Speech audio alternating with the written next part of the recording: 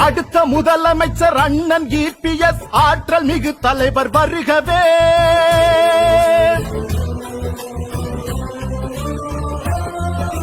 அடுத்த முதலமைச்சர் அண்ணன் இபிஎஸ் ஆற்றல் மிகு தலைவர் வருகவே.